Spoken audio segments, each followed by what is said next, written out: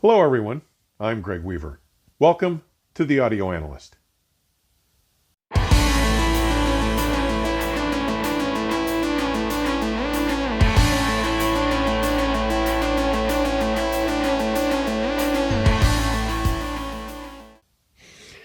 On January 3rd, Bill Parrish, the owner of GTT Audio Video in Long Valley, New Jersey, announced that GTT would be taking over the role as the U.S. importer of Vivid Audio. Now, I've had the pleasure of following this line and knowing the co-founder, Laurence Dickie, since its original U.S. launch at the 2008 CES in Las Vegas. But in early March, Bill Parrish and GTT's Dick Diamond, as well as Ewald International Marketing and Sales Manager for Vivid Audio and Mola Mola, decided to hold a press event. Now, I was privileged to be invited to attend, and over 3 days, I got to hear 6 different models from Vivid's current lineup and spent some serious time with the flagship, the Giya G1 Spirit. Now, Bill and Ewald were good enough to allow me to record a conversation about this visit in the big room, Room 1, at GTT, a room you've seen highlighted here on the channel many times. Let's have a look and take a listen. Hello, everybody. Today we are live from Long Valley, New Jersey. We're at GTT Audio. We're talking about the new U.S. distribution for Vivid Audio, and we may touch on Mola Mola here in a little bit. But we've got a gentleman who's been on this show 5-6 times, Bill Parrish, and we have Ewald from the brand director or the international sales guy for Vivid and for Mola Mola. Yes, correct. Welcome, gentlemen. Thanks for taking time today. Thank you for having me. No, thanks for having me. This has been a blast. Absolutely. We really appreciate you taking the time out of your busy schedule to come out and give a listen. And we just, Vivid's been around for a long time, and you're no stranger. I covered the U.S. launch at CES 2008. And you reviewed the Spirit in 2018. Right here. Yeah. But, we're reviving it. I mean, we're making it fresh again. We're talking about it. There hasn't been much noise around it in a little bit, and so we wanted you. And you've heard the reference, and maybe a couple other speakers. Yeah. But we brought you in and let you hear 6 different models. Yeah. So thanks for taking that time. No, dude, thanks for having me. Because the thing that was most interesting for me when you made the announcement on January 3rd. Well, and that was the fact that you're also bringing a good friend of mine and ours, Dick Diamond, on board as part of GTT. Who was here early. Yeah, he had to leave. He would have been with us, but he had to go. Yeah. But the thing that was most interesting to me, beyond the fact that I've known Laurence Dickie and his career, if you don't know, he was at BMW back in the day. He created the Matrix stuff. Yep. He built the timeless, bizarrely unique, beautiful speaker, the Nautilus. And he's been doing a lot of, 40-some years he's been in this? He will deny it, but yes. Yeah, I think so, yeah. At least 40 years. But the thing that was most interesting to me was the level of enthusiasm again. The product deserves that. I mean, I will touch on this briefly. When I reviewed the original Spirit launch back in 2018, I believe it was, for Absolute Sound, I had written to the distributor at the time because I thought there was a flaw with the tweeter. And when they said, no, we don't think so, we think it's okay, I had to write what I wrote. And I will say now up front, what I've heard here is very different. And Ewald, do you want to tell me what you thought might have happened to those earlier speakers? Well, of course, not having been there, sure, but having been with Vivid Audio in different capacities for the last 18 years, we know that some things in transit might have happened. And the positioning of either the lower mid-range or the tweeter could mid-range, yes, or the tweeter could have caused what you have noticed as a defect. Well, yeah, it was a diminishment, especially I'd say above 16K. There was a big roll-off. It didn't seem very airy or open. I mean, it didn't sound crappy. It wasn't like the tweeter was broken or not working, but it seemed diminished. So and that is not the case now. all our drivers are suspended yes. On silicon bands, so they never touch the cabinet. If in transit something might have happened and it might have slid in a couple of millimeters, sure, things like this are likely to happen. Or maybe they were over-tightened. Sure. Like I said, I wasn't there. No, I get that. So we're not sure. But it makes sense. Yes. Now listen, since we briefly touched on the technology, can you take us on the 5-second tour of basically what Vivid is doing differently in terms of the shape of the drivers, the construction materials, the way the cabinets are built, very quickly, if you can do a brief overview. So, if it wasn't for the fact that Laurence Dickie designed a new driver using the catenary shape, which we all know when we look at bridges or when you I'll have a diagram in the video for us. You have suspended cables. Yeah. Vivid Audio would not exist, because that was what brought Philip Gutentag and Laurence Dickie together. The fact that he made drivers and that Philip wanted to start a loudspeaker company. Yeah. So the technique used goes further, of course. We have the taper tubes, which in essence removes the back waves from a driver so that it doesn't interfere with our very light drivers. Sure. We have fully rounded shapes. Everything is done to be as aerodynamically as possible.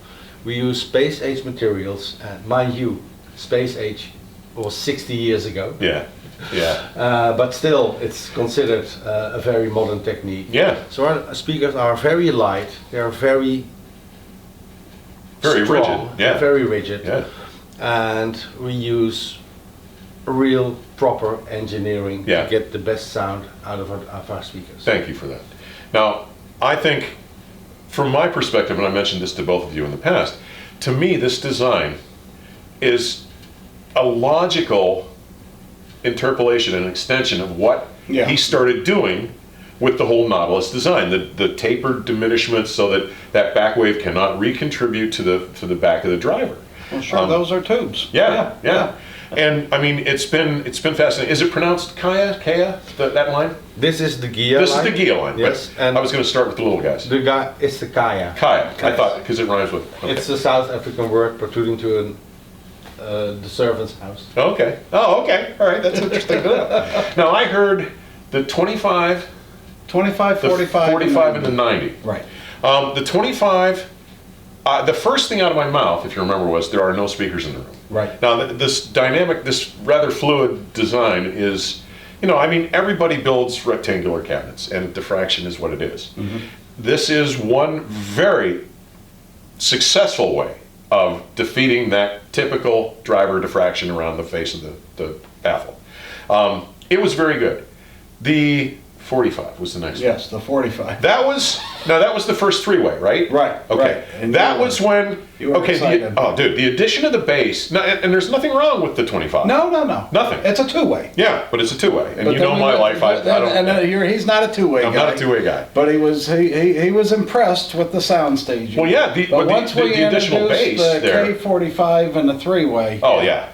Well, the additional bass. Mm-hmm. The bloom and the space of the room was much more apparent. It built the foundation. Yeah, and then the 90 was like, holy crap. I was really taken with that. And then we went into another room and we that's where the 90 was. We swapped out for to a G3, the G3, which I had not heard before. Yeah. Well, I think I heard the introduction of the G3 back in 2012 or 11, 12-ish. Yeah, whatever. And I was not taken with it because of the associated gear. I looked back at my show report, saw what gear was being used, to go, oh, maybe that's why it wasn't as impressive as it was here. Well, this is also a newer version. And that knocked me out. I mean, you remember my mouth dropped. It was amazing. And then you took me up to play the G2s. On the TLA. On the TLA stuff that I talked about, last October. October, I think I had. You can go back to see the channel. And that, buddy, that was a serious step up, even over the threes, which were fabulous. Well, over the last, 3 or 4 hours last night and today? Yeah. I think the thing that I said that resonated best with you was that there is I don't want to call it a focus necessarily, but there's a revelation of individuality and specificity of each individual voice. Yeah. They're not a collective as much as they are individuals. Each one is delineated. Yeah. You can just hear. And that was in the Beethoven Ninth, which you love and know like the back of your hand. I turned you onto it. And you said you had never heard such individual voices like that. Well, and what's fascinating about that, the power of that to me, is how much that contributes to the power of the overall gestalt of what's being played. Sure it makes it... it's more vivid. Oh shit, did I say that? Sorry, I had to. Well, that's what you want to say when you hear these. There's this vividness to Vivid. Yeah. I mean, they're aptly named. Yeah, they are. Yeah. And Laurence, Dick, as I've known him for, he's been doing this kind of thing for a very long time. Mm-hmm. And the thing that, with you guys as the U.S. rep, I was so excited to hear that because I know you. I know how you promote products. You don't get behind anything you don't completely believe in. And I think the enthusiasm you guys have been showing, you've only had it, this is your second full month with the product, right? January, yes, right. And the first 2 months has been cleaning up sort of a mess that was left. But now it's just upward and onward. Yeah. And this is, a relaunch, a rebirth here. Yeah. And like you said, enthusiasm. We just had a press week. Yeah. I'm on the tail end of that because my flight got canceled for weather. But it's 7 days of journalists coming in and hearing this. I saw the first report that came out today. I know, we've already got reports out. It wasn't bad. And we've asked every journalist as they go through here to think of models or models that they would like to review, and we'll see if we can have that happen. But you're going to see a bunch of new reviews, we're making some noise as they need to be. Yeah. I mean, they certainly deserve the attention. But I know where I rank them, but I don't think anyone would argue that Vivid's a top 5 speaker manufacturer in the world. Yeah. But no one, it seems like people don't even know about them. They have not been, in my estimation, having been doing this for 40 some years, they haven't been promoted very well over the last decade, half decade at least. Yeah. I don't know. I'm not trying to slur anybody. No. But you know what I mean. They've not been promoted the way they need to be promoted for people to understand what they can do. They also have not been played with the world's best gear. There is that too. And we've got it. Yeah. We've got it. Yeah. Whether it's AudioNet, TLA, Mola, we've got the goods or the fuel. Yeah. We've got the fuel to let the Vivid sing. A speaker is only as good as the stuff it's given. Yeah. So especially no matter how something good it is. that's true to its source. Yeah. Yeah. Now, on that review thing, we've talked. It looks like you may be able to let me have the big spirits in my place for a while. We're going to try like hell. Cool. That's for sure. Yeah. I want to do the revisit. Well, gentlemen, Ewald, is there anything else you want to add to this discussion before we wrap up for today? Well, let me say that I am extremely happy with having known Bill for the last 9 years and working together for the last 5 years on Mola. Finding a like-minded person to run the brand like I've been doing myself for the last 17 years is elating. And the comments we've had from all people, some of the best known reviewers in the world have sat in this chair with open mouth, drooling and being totally unaware of the possibilities that we just showed him. And I'm absolutely certain that over the coming years we'll see Vivid in the headlines. I think you will too. Gentlemen, thank you so much for your time today and for having me here. Well, I really appreciate it. Thank you for hosting this episode on your channel. We appreciate it. It's always a pleasure, Bill. It's always a pleasure. We'll be seeing you. Hey, we'll travel safely, buddy. Good talking to you. Thank you. We'll be seeing you out there at Exponus. You will. Thank you. Expona's coming up. We're 6 weeks out? That's 5.5 weeks out? Yeah, something like that. Thanks, everybody. Arnold Ewald. Take care, everybody. Thank you. Thank you.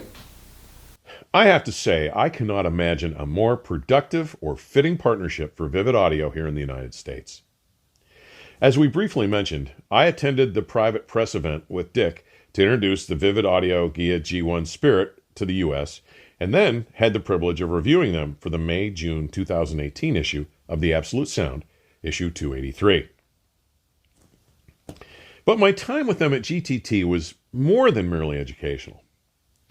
You know, and while I hadn't had much exposure to the more affordable Kaya lineup, ranging from $11,000 to $28,000, I was very taken by how remarkably well they represented both the overall tonal flavor and spatial DNA of the larger Giya lineup. I was also more than pleasantly surprised by the exceptional performance I heard from both the $43,000 Giya G3 and the $55,000 Giya G2 Series 2. They both use the same D26 tweeter, D50 midrange, and C125 lower midrange as the flagship Giya G1 Spirit. The differences are only in their reaction-canceling compliant mount woofers, the C135 in the G3 and the C175 in the G2. But after hearing the Giya G1 Spirit, powered by the world-class product lineup in the phenomenal Room 1, the big room at GTT, which had taken the place of the nearly $350,000 four-tower YG Acoustics Sonia XVIs, I was absolutely impressed by what they were able to accomplish. You know, I have heard the Spirit in several installations, in Munich and at other shows, and in my own room here, driven by AudioNet and sourced by Kronos, for an extended stay. You know, but they never came close to sounding as authoritative, natural, and engaging as they presented during my visit to GTT last weekend.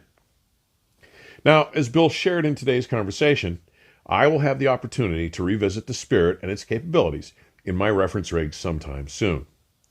So today, I'm just going to focus on 3 of its most apparent attributes. Now, the first thing you will note about any of the Giyas is their superb bass performance. Now, the Spirit uses 2 C225 woofers, drivers that most manufacturers would call 10-inch woofers, mounted in their simply brilliant reactive canceling compliant mount configuration. Each one is vented via a port, which is a curved slot, approximately 10 inches tall, mounted just to the rear of the enclosure of each woofer. Now, these ports are really reminiscent of both an automotive Fender grill and, more importantly, of a violin, a cello, or a double bass's body F-hole. Guys, but the degree of extension and speed the Spirit accomplishes results in an undeniable world-class level of impact, tonal texture, and pitch definition. Now, next, they have an amazing ability to unravel, to delineate, to render each instrument they are regenerating with a clarity and unquestionable individuality, a specificity that is not spotlit or artificially highlighted in any manner, but is delivered in a way that allows you to clearly distinguish each individual voice's contribution to the whole. Now, finally, that clarity or preciseness of individual instrumentation or vocal voicing contributes in an inestimable fashion to the cohesion and credibility of the entire musical tapestry, fostering an almost incomparable emotional connection to whatever music they are asked to deliver. I'm really looking forward to getting to revisit time with this $95,000 flagship speaker system. As always, thanks for taking the time to drop by. Further information on supporting the channel may be found in today's description section or at my website, theaudioanalyst.com. Please stay safe and keep the music playing. Till next time, cheers.